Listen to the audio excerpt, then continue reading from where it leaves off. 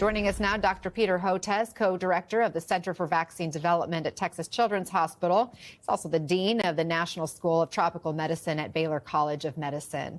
Dr. Hotez, it's been a while. Thanks so much for joining us. Measles was eliminated in the U.S. 25 years ago, thanks to the effectiveness of a vaccine that's been used now for decades. What worries do you have right now as we're seeing non-vaccinations happening and this new outbreak pop up and spread? Yeah, my worry, Anna, is that our vaccine ecosystem is quite fragile. So, even prior to this year, between 2023 and 2024, we had a fourfold rise in measles outbreaks from 4 to 16, a fivefold rise in pertussis cases, whooping cough. From 2023 to 2024, we've had polio in the wastewater in New York State in 2022. So it says things are starting to fray and potentially unravel. And now this very, very large measles epidemic.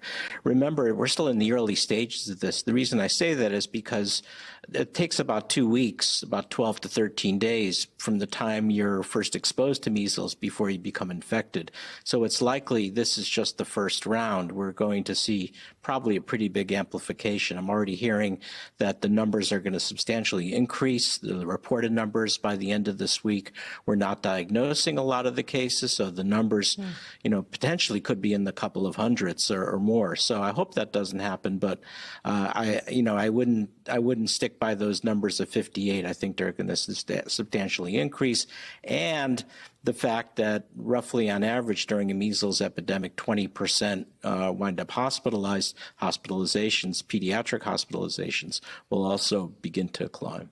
I mean, measles is not something most of us have had to deal with in our lifetime just because of the vaccine. It's been around. But what do viewers at home need to know about the risks involved if you get measles, as well as what we need to know about the safety and effectiveness of the vaccine? Yeah, you asked two very important questions. First of all, with regards to severity of measles, it's a terrible disease. In the 1970s and 80s, measles was the single greatest killer of children globally. 2 to 3 million children died every year through vaccination programs, global vaccination programs, and the Gavi Alliance, the Global Alliance for Vaccines and Immunization. We brought it down to 100,000 deaths, still a lot of deaths, but that's fragile because this is such a highly transmissible disease. So if your child's exposed to measles, there's a 20% likelihood your child will become hospitalized.